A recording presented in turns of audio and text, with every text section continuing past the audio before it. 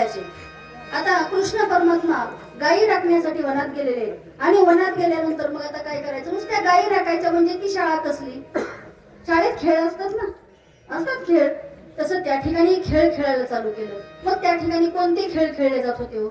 PUBG PUBG होती का?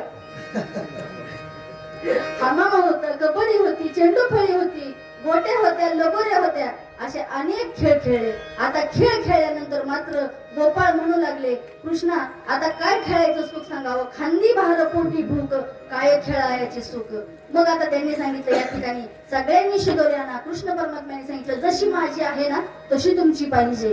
कशी पाहिजे? तर त्यावेळेस पेंद्या म्हणतो, देवा आम्हाशी गाडी दिली वाकुली, तुमची कशी ही घोंगडी चांगली आहे आणि आम्हाला वाकुली म्हणजे आमची फटकी घोंगडी आहे देवा, तू आमची काय कर, शिदोरी तुझ्या शिदोरीत मिसळ आणि आता घे. मग त्या ठिकाणी सगळ्या शिदोऱ्या एका ठिकाणी गोळा केल्या आणि एका ठिकाणी गोळ्या केल्यानंतर त्या ठिकाणी त्या शिदोऱ्या एकाच जाग्यावरती आणल्या. या ठिकाणी काला होत असताना सगळ्यांनी आता लही आणलेले आहेत. आपल्याला माहिती आहे हा काला म्हणजे कशाचा असतो, हरिनामाचा खिचडी काला, जीव ब्रह्म ऐक्य काला आणि दही भाताचा काला, असे काल्याचे प्रकार आहेत. तसं त्या ठिकाणी सगळ्यांच्या शिदोऱ्या एकत्र आणल्या आणि त्या शिदोऱ्या एकत्र आणून आता काय केलं तर त्या शिदोऱ्या सगळ्यांना एकत्र करून आता सगळ्यांना वाटायच्यात. सगळ्यांना वाटण्यासाठी सांगितलं कृष्ण परमात्म्याने, या सगळ्यांनी आणि आपल्या आपल्या सगळ्यांच्या शिदोऱ्या आणा. मग त्या ठिकाणी त्या शिदोऱ्या आणल्यात. पण त्या शिदोऱ्यात मी काय होतं तर प्रेम होतं, त्या गोपाळांचं प्रेम होतं.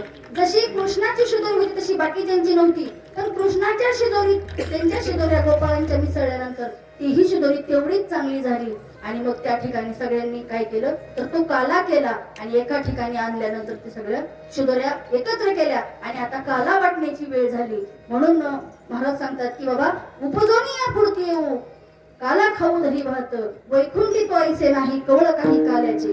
आणि काला केल्यानंतर काय करू ते एकमेका देऊ मुखी सुखे घालू हुंबरे, कारण वैकुंठी तो ऐसे नाही कवळ काही काल्याचे. आणि तुकामने वाळवंट बरवे नीट उत्तम, वैकुंठी तो ऐसे नाही कवळ काही काल्याचे.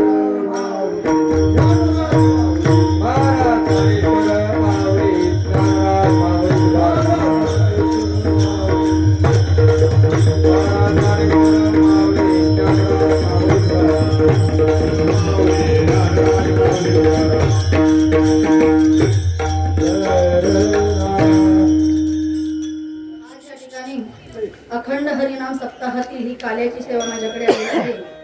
आणि आज या ठिकाणी आमचे हार्मोनियम वादक भोसले महाराज असतील त्यांच्याही चरणावरती नतमस्तक. पकवाजे या ठिकाणी सुंदर अशी पकवाजाची साथ दिली महाराज, तुमच्याही चरणावरती नतमस्तक. सुंदर अशी साऊंड सिस्टीम आहे त्यांच्याही चरणावरती नतमस्तक. तुम्ही या ठिकाणी विनेकरी बाबा असतील, हे बाबा तर आता किती वय झाले बघा तरी किती सुंदर गायन करतात, त्यांच्याही चरणावरती नतमस्तक. आणि कीर्तनाला ज्यांनी साथ केली, थोडीशी तुमची शूटिंग ही घेतली, कारण आमच्या तिकडे ही तुमची घेतली माणसं दाखवली पाहिजे ती ना, म्हणून असे असणारे माझे पती परमेश्वर त्यांच्याही चरणावरती नतमस्तक. बघा आता कीर्तन करत असताना संध्याकाळी महाराजांचं इंदापूरमध्ये कीर्तन आहे, विठ्ठल रुक्मिणी विवाह सोहळ्यानिमित्त भगवंताच्या विवाहासाठी तिथे कीर्तन आहे. म्हणजे आपलं किती मोठं भाग्य आहे या ठिकाणी की आपल्याला भगवंताची सेवा करता येते. मी तर स्वतःचं भाग्य समजते, कारण आपल्याला या ठिकाणी येऊन सेवा करता येते. या ठिकाणी सगळे असणारे गायक वृंद चांगले आहेत, त्यांनी सगळ्यांनी साथ दिली, त्याबद्दल मी सगळ्यांच्या चरणावरती नतमस्तक होते. या ठिकाणी खांडे महाराज गेले, आमचे यादव महाराज असतील, यादव महाराज खांडे महाराजांच्या संपर्कातून इथं येण्याचा योग आला.